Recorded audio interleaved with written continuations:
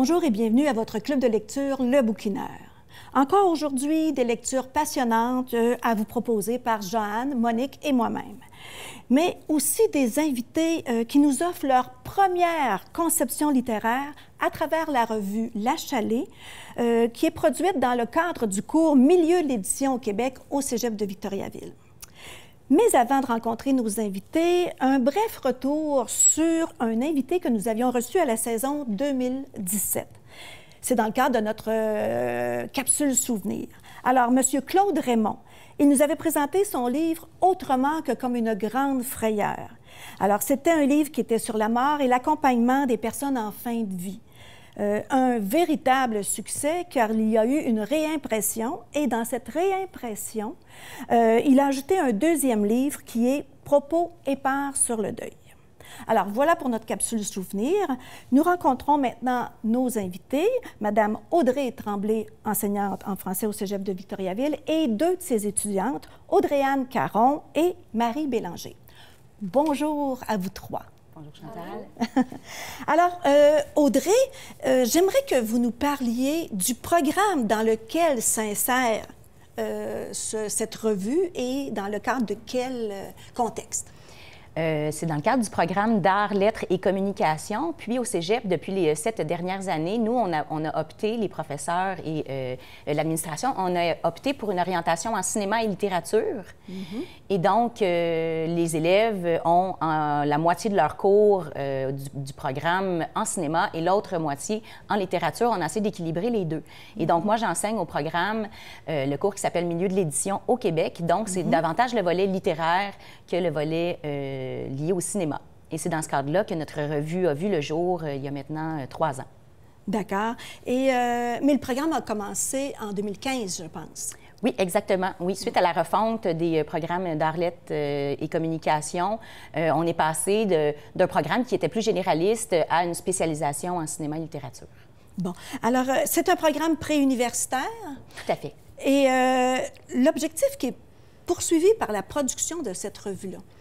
L'objectif, c'est lorsque j'ai commencé à offrir le cours Milieu de l'édition au Québec, j'avais remarqué qu'il y avait peu de lieux de diffusion artistique qui ciblaient les étudiants du Cégep. Et donc, par la revue, qu'on retrouve en format numérique, mais qu'on imprime aussi en quelques éditions, bien, j'ai souhaité offrir ce lieu-là, pas seulement que moi, mais moi et mes collègues de cinéma et littérature, on voulait offrir un lieu créatif où les élèves allaient déterminer eux-mêmes ce qu'ils souhaitaient éditer pour ensuite s'adresser à la communauté collégiale afin de recevoir les créations, que ce soit en poésie, que ce soit, on fait même de l'art visuel à sa place, la photographie.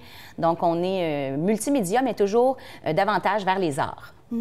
Et la revue, vous produisez des textes, des nouvelles, des récits? Bien, en fait, c'est tout acabit. Donc, nous, on prend ce que les membres du personnel ainsi que les étudiants, surtout, on valorise beaucoup les productions étudiantes, mais à la grandeur du Cégep, donc c'est pas spécifique aux productions littéraires de cinéma et littérature. On prend, donc, mesdames ici, ainsi que leurs collègues, créent leur propre édition et ensuite, on va vraiment en quête de textes. Donc, les élèves du programme sont invités, évidemment, à soumettre leurs textes, mais de manière anonyme parce qu'elles auront aussi à en faire la sélection et l'édition. Alors, c'est vraiment tout le processus éditorial qu'on essaie de recréer dans le cadre du cours. OK. Alors, si, pour le bénéfice de nos téléspectateurs, là, si on commence du début jusqu'à la fin, qu'est-ce qu'on retrouve dans ce processus de création-là? Bien, dans le processus de création, tout d'abord, c'est un processus de création, mais en fait, comme c'est pas elles, parce qu'on a beaucoup de filles dans notre programme, donc comme c'est pas elles qui fournissent les créations littéraires, bien, elles doivent quand même prescrire une certaine demande. Donc, elles doivent s'imaginer, nous, comme élèves, comme membres de la communauté collégiale, qu'est-ce qu'on aimerait lire, ou encore, qu'est-ce qu'on peut supposer que nos élèves, tout le cégep au complet, tout programme confondu, qu'est-ce que ces gens-là souhaiteraient lire comme littérature afin de déterminer un thème qui va être le thème qui va guider tout le travail éditorial fait par les élèves dans le cours. Ah, OK. Et donc, il y a une grande conceptualisation. Tout à fait. Audrey-Anne, le thème, c'est quoi le thème que vous avez choisi? Nous, on a choisi sauvagerie de campagne parce que ce qu'il faut savoir en édition, c'est qu'il faut viser un public quand même assez large pour que les gens soient inspirés par le thème. Fait que sauvagerie de campagne, on trouvait que ça évoquait vraiment beaucoup de choses, surtout l'art en région, parce que c'est difficile, l'art en région, justement. C'est à Montréal, à Québec, dans les grandes villes. Donc, nous, ce que ça nous évoquait, c'est sauvagerie. Dans le fond, ça appelle des textes qui peuvent être autant plus difficiles, comme ça peut être plus léger, comme plus campagnard, sauvagerie de campagne. Donc, c'est assez libre comme forme. Puis comme Audrey l'a dit, on accepte la poésie, les nouvelles. Donc, c'est vraiment tout ce qui est créé en région, on le prend. Puis, c'est ça, on a choisi un thème qui peut être super grand. Oui. Ouais. Et l'image qui définit votre thème est vraiment très, très belle. Je trouve que ça représente bien, vous avez bien choisi l'image qui va représenter votre thème. Marie, parle-nous, parce qu'il y a un processus éditorial, parle-nous de tout ça. En fait, on fait vraiment ça comme une grande équipe, là, toute notre année de la cohorte. Tous les gens du cours, on va avec des tempêtes d'idées trouver à la fois le titre, le thème. On fait chacun aussi de notre côté des affiches pour la publicité, mais après, ça se remet toujours en commun avec des votes, puis on choisit ce qui est vraiment le plus, ce qui nous appelle le plus comme élèves, comme ensemble. Fait que c'est intéressant parce que chacun peut vraiment mettre son grain de sel, puis c'est vraiment, on peut tous communiquer pour faire quelque chose qui nous rejoint. Oui, puis vous êtes dans la cohorte 2021-2023, c'est ça? Oui. Vous êtes à votre deuxième session de la première année. Oui, exact. Vous avez eu un cours à la première session de création littéraire? Oui, on a eu un cours de création littéraire, puis on était invité à soumettre aussi les textes qu'on a écrits dans ce cours-là pour la revue. Mais on peut aussi en écrire des nouveaux. Puis dans ce cours-là, c'est vraiment assez libre là, comme création. Là. On avait un thème assigné des fois pour nous inspirer, là, mais c'est très libre. On peut créer vraiment ce qu'on veut. Là. C'est ce que vous aimez probablement. Oui. Il y a eu, Audrey, une première édition avec la cohorte 2019-2021. Exactement. Et quel en était le thème? Cette année-là, c'était la première édition de notre revue et les élèves avaient déterminé que le thème serait « On jazz ». Donc, inspirer un thème qui est inspiré un petit peu de cette musique-là et c'est ce qui donnait le ton à autant le visuel de la revue, les photographies qui ont été soumises et choisies par cette cohorte-là que le type de texte qui était publié. Bon. Et ça a été un succès? Ça a été, oui, vraiment un succès. Est-ce que vous continuez? Absolument, autant pour cette cohorte-là que pour moi en tant qu'enseignante. Oui. Parce que c'était une première expérience pour moi aussi. Là. Et ça a du bon d'être très créative. Absolument, oui. Il faut oser. Alors, cette première version-là, elle est en version numérique. Tout à fait. On peut la trouver sur la page du profil cinéma et littérature sur le site du Cégep de Victoriaville. D'accord. Et j'ai lu quelques textes et j'ai vraiment bien aimé. Il y a aussi eu une deuxième cohorte. Exactement. Donc, en avril 2022 est sortie la deuxième édition de notre revue. Et cette fois-ci, les élèves, c'était une cohorte différente et ils avaient choisi « Aux antipodes ». C'était donc le thème. Alors, ça donnait lieu à toutes sortes de textes qui sont un peu des antithèses, donc autant dans l'humour que dans le plus tragique, toutes les formes. C'était très diversifié. Donc, ça allait de part et d'autre avec le thème que ces élèves-là avaient choisi. Ah oui. Et vous, votre revue va sortir en mi-avril 2023. Exactement. OK. Avez-vous rencontré des difficultés pour travailler l'édition? Je dirais que c'est surtout par rapport au temps. On a presque juste une session pour faire l'appel de texte, puis ensuite choisir nos textes préférés. Mais avant ça, il faut choisir le logo, le titre, le thème. Donc, les premiers cours, là, ça se suit très rapidement. Puis ça peut faire des fois des espèces de conflits d'horaires. Par exemple, on n'avait pas encore déterminé le titre officiellement. Là, on avait quelques tempêtes d'idées, mais il fallait déjà commencer les affiches. Donc, on faisait les affiches sans même avoir de titre. Finalement, tout finit par rentrer dans l'ordre, puis ça va très bien, mais ça peut être parfois un petit peu... ça va rapidement, mettons. C'est une belle expérience qui vous rappelle, bien pas qui vous rappelle, mais qui vous informe de ce qui pourrait vous arriver lorsque vous allez travailler. Ouais. Alors, est-ce que vous avez déjà réfléchi à un endroit, parce que c'est un programme préuniversitaire, donc où vous iriez?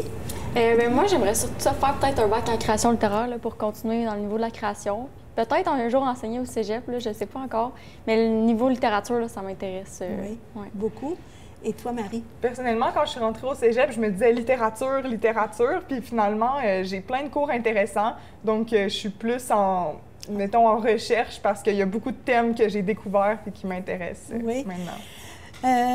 Il faut dire aussi que ça va être édité à mi-avril, mais vous êtes obligé de faire du parascolaire un peu quand les élèves acceptent parce qu'ils ne peuvent pas tout faire dans le cours là, ou dans le programme. Bien, exactement. Comme Marie le disait, le temps nous manque un petit peu, donc ce sont des élèves qui vont, selon leur volonté, là, s'impliquer en parascolaire à la prochaine session, donc à l'automne, pour peaufiner notre revue puis la mener jusqu'à la publication. Bon. Alors, vous êtes des personnes très passionnées, je le constate. Alors, je vous remercie à vous trois et je souhaite une longue vie à la revue.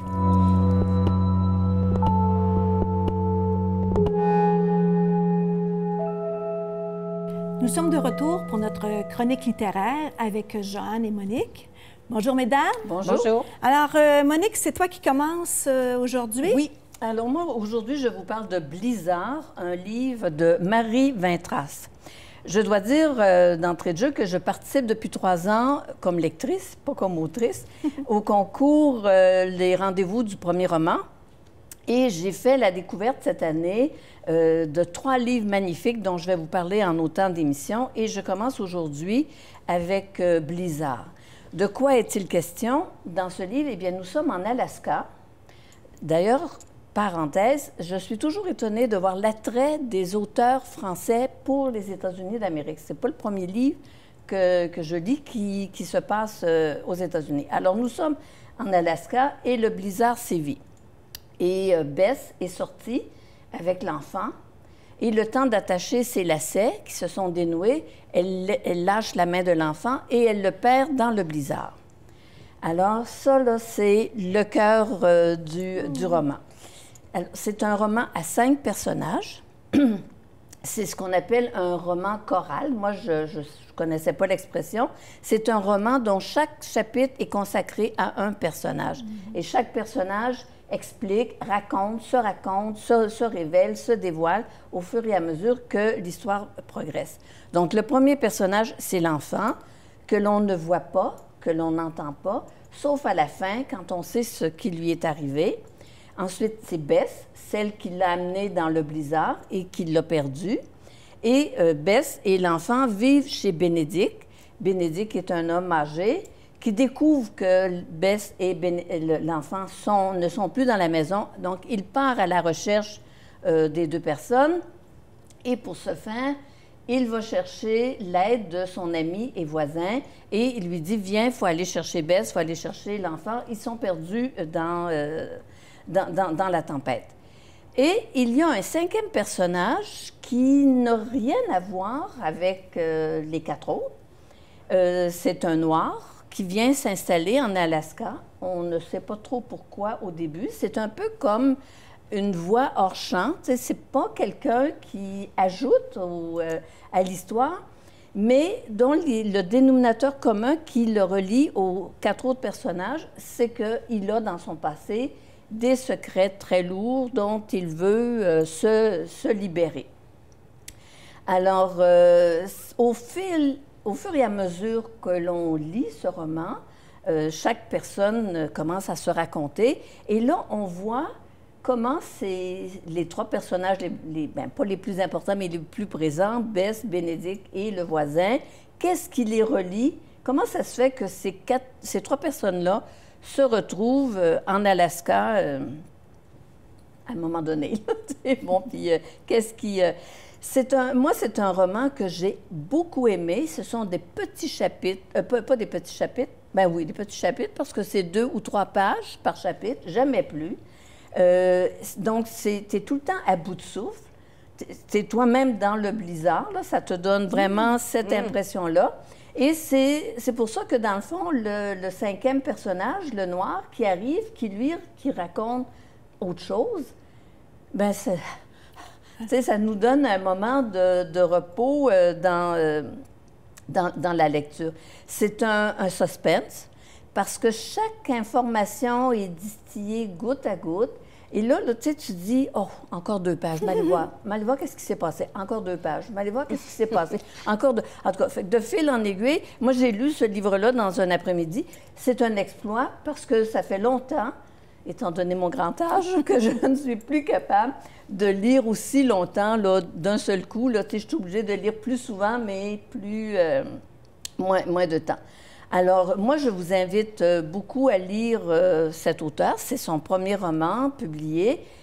J'ai vérifié, elle n'est pas finaliste actuellement pour l'édition 2021-2022, mais c'est quelqu'un que moi, je vais suivre parce que c'est vraiment très intéressant ce qu'elle fait. Et elle est née en 72, donc elle est toute jeune, à Rennes, et son nom de plume, Marie Vingras, c'est un pseudonyme de la journaliste Sévérine. C'est publié aux éditions L'Olivier en 2021, Blizzard de Marie Vintras. J'espère que je dis correctement son nom. Ah bien, merci beaucoup, Monique. Alors, toi, Joanne?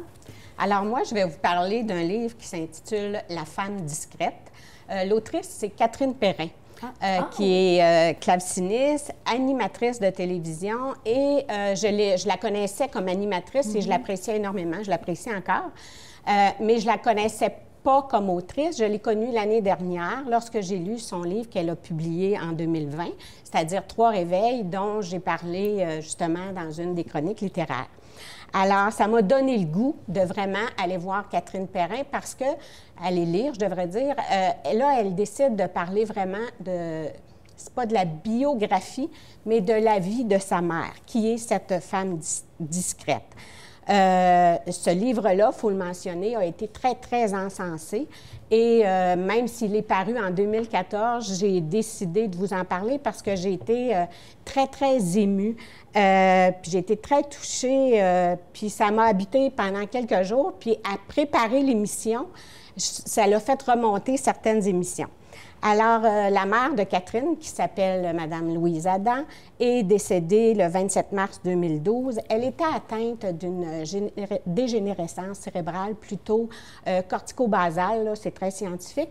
Allons-y dans le plus simple et parlons d'une maladie chronique qui s'apparente à et de l'Alzheimer et du Parkinson, comme si les symptômes étaient un petit peu fusionnés. Alors, lorsqu'elle a vécu ce deuil-là, Mme Perrin a décidé, pour essayer de faire son deuil, d'écrire un livre sur la vie de sa mère parce qu'elle était très proche de sa mère. Elle a d'ailleurs eu l'autorisation de la part de ses sœurs et de son père. Son père qui a fait un geste très, très important, il lui a donné à Mme Perrin son journal intime de tout ce qu'elle a vécu. Cette dame-là, elle écrivait beaucoup. Vous vous rappelez le titre? C'est une femme discrète. Donc, elle s'exprimait dans son journal intime plutôt que de verbaliser ce qu'elle vivait. Cette femme-là, c'était pas une femme de joie exubérante. C'est une femme paisible, tranquille, qui avait la foi, mais qui n'a jamais imposé sa foi à son mari ou à ses enfants. Elle a eu des jours sombres, on l'a su dans le journal intime, mais elle était quand même très, très en amour avec son mari, avec ses filles. Et cet amour-là, c'était discret comme elle. Puis les filles en sont restées marquées, là, et elles sont encore marquées, imprégnées de l'amour de leur mère. Pas de conflit, pas rien, mais les filles disaient, on a de la difficulté à lire notre mère, à comprendre notre mère. Okay. Alors, lorsqu'elle a eu son diagnostic, Catherine Perrin a décidé de suivre sa mère dans toutes les thérapies qu'elle a eues. Et là, je vous le dis tout de suite, c'est pas du tout un livre ésotérique. Parce que Catherine Perrin, elle a fait, en parallèle du livre, une enquête journalistico-scientifique. Donc, elle l'a suivi en orthothérapie, en ostéothérapie, en psychiatrie, en psychologie et en gastro-entérologie. Et là, quelle ne fut pas ma surprise lorsque j'ai lu le livre, que le gastro-entérologue qui a été consulté, c'est mon ancien directeur de maîtrise en physiologie, le docteur Guylain Devrode. Alors, ça m'a aussi confortée en disant qu'on n'est pas dans la psychopop, c'est vraiment un côté scientifique. On n'est pas non plus dans l'ésotérisme. Et ça l'a aidé, Catherine Perrin, à voir que sa mère, elle a vécu un très grand traumatisme lorsqu'elle était très jeune. Elle a été abusée à l'âge de 5 ans par quelqu'un de proche de la famille. Et elle ne l'a jamais dit, même pas dans son journal intime, parce que cette femme-là ne le savait même pas. C'est à travers les thérapies qu'ils ont pu s'en rendre compte. Mais malheureusement, avec sa maladie chronique, bien, peut-être qu'elle ne s'en est pas rendue compte à la pleine mesure de ça. Alors, tout ça pour vous dire que si je vous donne une citation de l'autrice, ce qu'elle veut dire, qu'elle veut transmettre par ce livre-là, je veux ouvrir les esprits et donner des pistes de guérison pour que les gens soient vigilants. On ne peut pas empêcher nos enfants de se blesser ou d'être témoins de choses terribles, mais la pire chose à faire est de croire qu'ils vont oublier leurs blessures. Elles sont inscrites dans leur corps. Alors, en même temps, je vous l'ai dit, elle écrit sur sa mère. Elle aussi lui lègue une lettre posthume à l'intérieur du livre. Et bien, toute sa famille sont extrêmement reconnaissants de ce que Catherine Perrin lègue à sa famille, mais aussi à sa mère. Ah, ben, C'est très intéressant. à lire, oui, c'est Oui, ça, les tout à deux fait. volumes. Oui, oui, oui. Moi, le mien, il finit bien. J'avais oublié de vous le dire. Inquiétez-vous pas. Bien, si je peux me permettre, le mien, ça a l'air triste, là, parce que la mort, la maladie, tout ça, mais c'est un récit qui traite beaucoup de résilience, du parcours d'une vie marquée par un traumatisme, mais qui propose des pistes pour d'autres qui ont vécu de telles situations. C'est pour ça que j'insiste là, qu'on n'est pas dans la psychopop puis des recettes miracles, mais ça propose des pistes. Donc, une certaine ouverture. Bien, merci beaucoup. Moi, je vais vous parler d'un auteur que vous connaissez bien, Ken Follett. Ah, ben oui. Il a écrit en 2021 « Pour rien au monde ». D'emblée, ce n'est pas un roman historique comme on lui connaît, mais c'est un roman plutôt contemporain. Je vous dirais comme question, la Troisième Guerre mondiale aura-t-elle lieu? Alors, c'est tout le cheminement. Oui. Quand j'ai lu ça, je me suis dit, aïe, aïe, aïe. C'est le dilemme du roman qui oscille entre espionnage et diplomatie. Ça parle de services secrets, d'actions, de décisions gouvernementales, de mécanismes d'escalade. Ils ont coulé un de nos navires, on va détruire un poste de soldats. Tu sais, l'escalade comme ça. Les manœuvres des puissances, on en a eu un exemple avec la Russie. Puis il y a des obligations entre les alliances des pays là aussi, là, et ils sont tenus à ça.